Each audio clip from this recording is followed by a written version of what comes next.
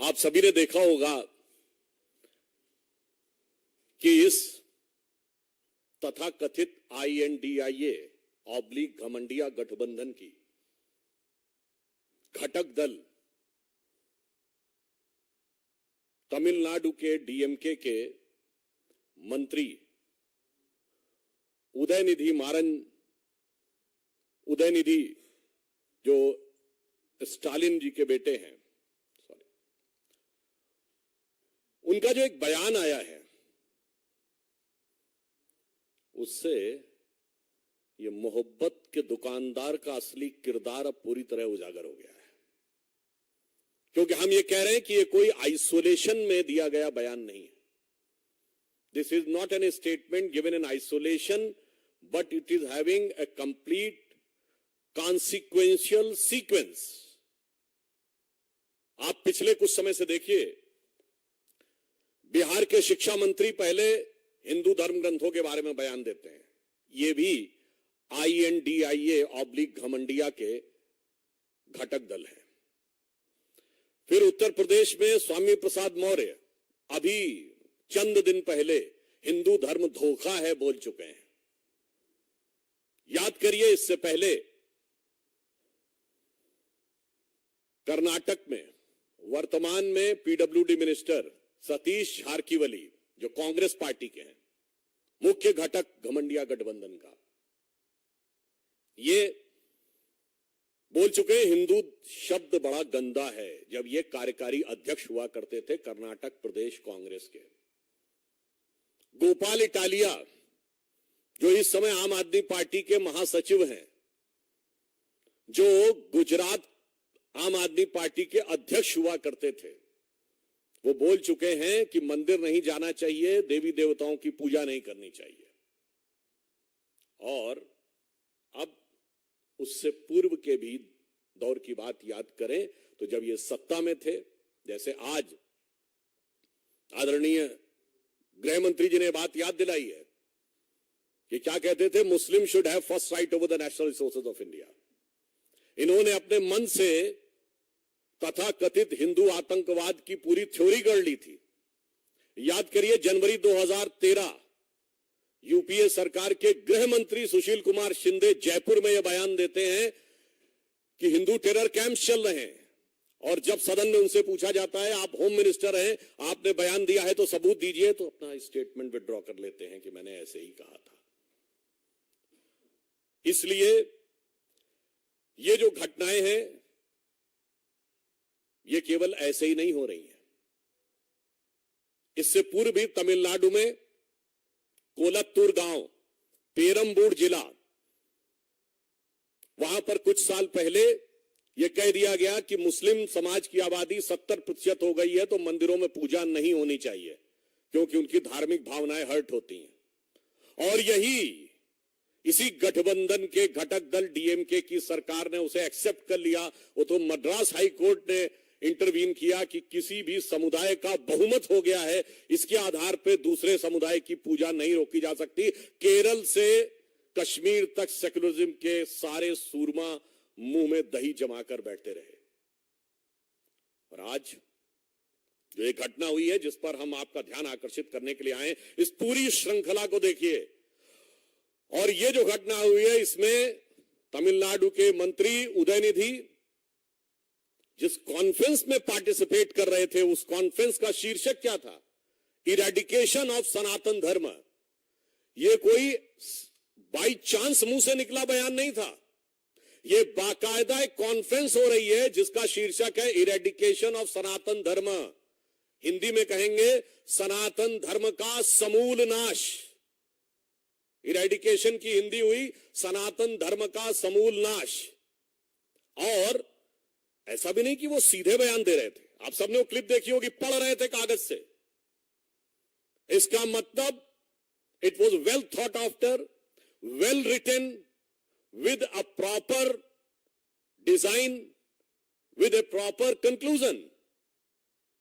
और यह भी मुझे आश्चर्य हो रहा है, मुंबई में बैठक खत्म हुई और 24 घंटे में धमाका। मैं पूछना चाहता हूं कि ये उदयनिधि को किसने लिख के दिया था कागज? और इसमें इस गठबंधन का क्या रोल है? मुंबई में आपकी बैठक खत्म होती है और 24 घंटे के अंदर आप ये बोल देते हैं कौन सी योजना बनाई थी आपने। और जब आप किसी समुदाय, किसी संस्कृति के समूल नाश की बात करते हैं तो मैं कहना चाहूंगा unequivocally and technically it is the case of hate speech, and we are not having any ray of hope from any government of this INDIA/Ghamandiya Gadbandhan. So I would like to remind that the Honorable Supreme Court of India has given an observation that they will take a suo motu cognizance of any hate speech. So I hope that the Honorable Supreme Court will be keeping an eye and will be having the strict vigil and will take appropriate step on this utterly unequivocal, damaging, violence-provoking hate speech, because it is not only insult, it is saying eradication, means to finish. और मैं यह भी कहना चाहता हूं कि कई बार कहा जाता है कि we want to digress the issue. I would like to remind to Mr. Rahul Gandhi that during his so-called Bharat Jodo Yatra, when he was passing through Tamil Nadu, he has taken in his yatra Mr. George Punia, who has openly said that he wears the shoes because he considered the land of Bharat Mata apavitra, and he doesn't want his feet to be touched on this holy land. ये दुकानदार का असली किरदार है। ये मोहब्बत के नाम पे हो रहा वोट का असली व्यापार है। और जब डाइग्रेस द इशू की बात करते हैं तो मैं ये भी याद दिलाना चाहता हूं, ये आरोप लगाते हैं कि हम लोग हिंदुत्व की राजनीति करते हैं। मैं याद दिलाना चाहता हूं, जब हम प्रधानमंत्री श्री नरेंद्र मोदी जी के नेतृत्व में जिसके ऊपर ये आरोप लगाते हैं, आज मैं पूछना चाहता हूं इस गठबंधन से, we are having the growth rate of 7.8%, which is highest among all the major economies of the world. मैं पूछना चाहता हूं, ये तथाकथित जो कहते हैं हम विकास की बात कर रहे हैं, इनके दौरे हुकूमत में एक साल बताएं जब पूरे विश्व में सबसे ज्यादा ग्रोथ रेट भारत की हुई हो। नहीं है। ये बताइए, हमारी जब जब सरकार रही है, ग्रोथ रेट महंगाई की दर से ऊपर रही है। इनकी जब जब सरकार रही है, महंगाई की दर ग्रोथ रेट से ऊपर रही है। अरे इनके जमाने में तो वो मजाक उड़ता था, आप सबको याद होगा, इंडिया की ग्रोथ रेट क्या रहती थी? 1.82%। And those who remember in 1980s it was reduced कि भारत तो 2% से ऊपर जा ही नहीं पाएगा, because it is a Hindu rate of growth. That was 2%। और ये वो तब था when they were having almighty, all powerful 2/3 majority government of Srimati Indira Gandhi's 70s 1 to 77. Then another 2/3 majority government of Srimati Indira Gandhi 81 to 84. Then an all-time highest majority government of Rajiv Gandhi 84 to 89. 2% growth rate. हमारी government आई है, I can say the 7.8% growth rate in the worst possible situation in the world today. एक जमाने में IMF से loan लेने के लिए ये लोग पीछे भागते थे। And in our government the IMF chief Kristina Georgieva says that India is going to be the brightest star. जब हमारी सरकार आई है तो बिल्कुल ऑब्जेक्टिव बात कहना चाहता हूं, हमारी सरकार आने के बाद 4 करोड़ लोगों को घर मिला है, 11 करोड़ लोगों को शौचालय मिला है, हर गांव को बिजली मिली है, हर गांव को सड़क मिली है। 50 करोड़ जनधन योजना अकाउंट बने हैं, 50 करोड़ आयुष्मान भारत मिला है। तो जब इनका एजेंडा साफ है कि हिंदू धर्म का समूल नाश करना है, सनातन धर्म का समूल नाश करना है, तो यह सिर्फ कोई धर्म संस्कृति का विषय नहीं है, यह भारत के समूल नाश करने का आधार है। और यह बात मैं इसलिए भी कहना चाहता हूं, भारत के वो हिस्से जहां इरेडिकेशन ऑफ सनातन धर्म हो गया, in the latest history Pakistan, what happened? अब तबाही का मंजर है कि नहीं? And in India, Kashmir, what happened before 2019? What was the growth rate? What was the employment rate? What was the education rate? That's why I want to say with firm conviction, their real design has been exposed. And this design is nothing but to hit and demolish the basic framework of this country, which is the base of knowledge, which is the base of development, which is the base of prosperity.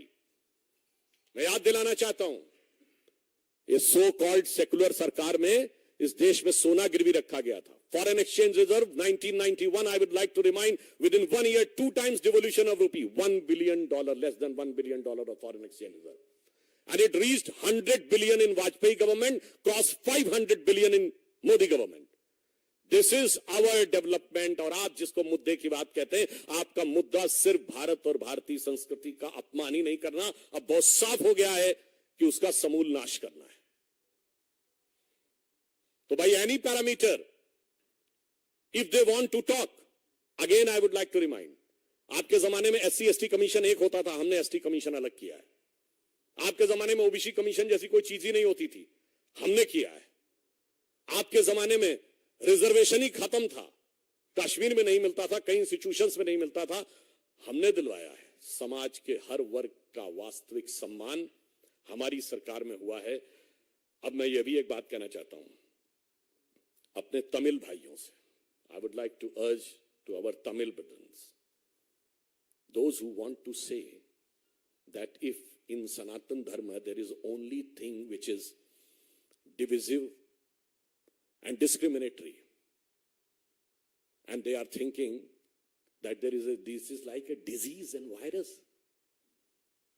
मैं उनको याद दिलाना चाहता हूं, if the scientist like Robert Oppenheimer sees its inspiration from Srimad Bhagavad Gita, if the scientist like Erwin Schrödinger in his book What is Life says that he is inspired by Upanishads, if the father of the rocket science, Werner von Braun, whose guru was Hermann Oberth, and he said that he uses to read Vedas for knowledge, Werner Heisenberg has said that he has got the final concept of relative uncertainty by discussing with Gurudev Rabindranath Tagore on the Vedantic philosophy. मेरे भाई, अगर बड़े बड़े साइंटिस्टों को इसमें knowledge नजर आ रही है और आपको सिर्फ डिवीजन नजर आ रहा है, तो वायरस आपके दिमाग में आ गया है। वायरस ये नहीं है, the virus is in your mind, and this virus is nothing but, one is a Macaulay virus of 19th century and another is a Marxist virus of 20th century. और इस अमृत काल में इस विष को निकालना होगा।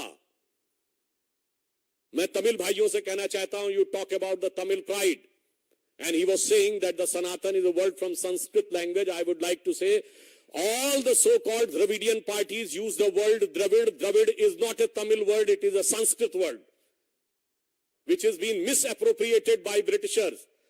It is part of two words of Sanskrit. Drav means liquid, Ra means dharti. That is that part of land which is surrounded by water. And it is being used by Adi Shankaracharya. और वेदों में शुनाशेप की कथा में आता है, आदि Shankaracharya when he came to Kashi and he has to discussion with the Vidvat Parishad, they asked, young boy, you give your introduction. Then Shankaracharya said, Adi Shankaracharya I am talking about, he said, Aham Dravid Shishu Asmi. मैं द्रविड़ शिशु हूं. All the frameworks of Vedantic philosophy emerged from this southern India, which they call the Dravid land. It is called Dravid land in the Sanskrit text. अद्वैत के प्रवर्तक शंकराचार्य केरल से, द्वैत के प्रवर्तक मध्वाचार्य कर्नाटक से, विशिष्टाद्वैत के प्रवर्तक मध्वाचार्य कर्नाटक से, द्वैत के प्रवर्तक रामानुजाचार्य तमिलनाडु से, द्वैताद्वैत के प्रवर्तक निम्बार्काचार्य आंध्र से, वेदों पर एकमात्र भाष्य लिखने वाले सायणाचार्य विजयनगर एम्पायर से, यानी आज का कर्नाटक और आंध्र। मान्यवर, क्या हिस्ट्री पढ़े हैं? ये कौन सा वायरस आपके दिमाग में घुस गया है? और मैं इसलिए यह भी कहना चाहता हूं, ये वायरस जानते कहां से घुसा है? देयर वॉज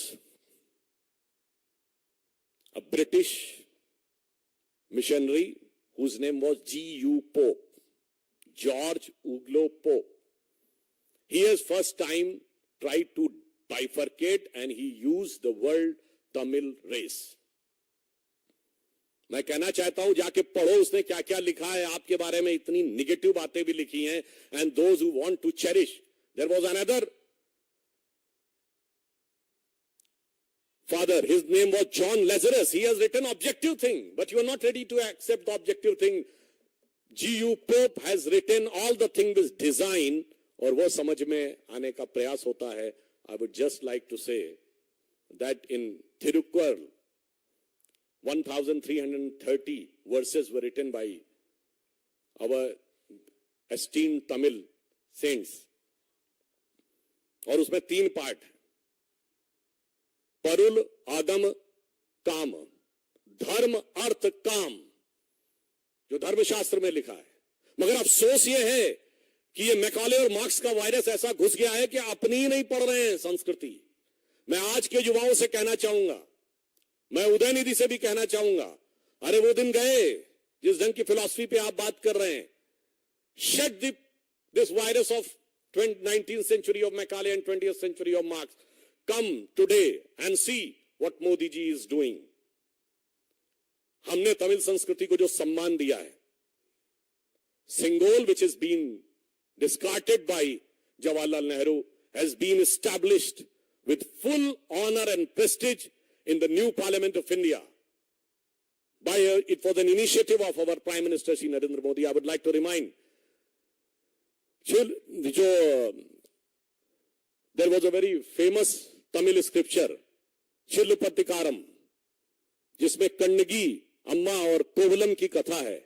और जब कन्नगी देवी के साथ अन्याय होता है तो कहा जाता सिंगोल टेढ़ा हो गया था। And they want to ridicule, they are ridiculing the Tamil culture.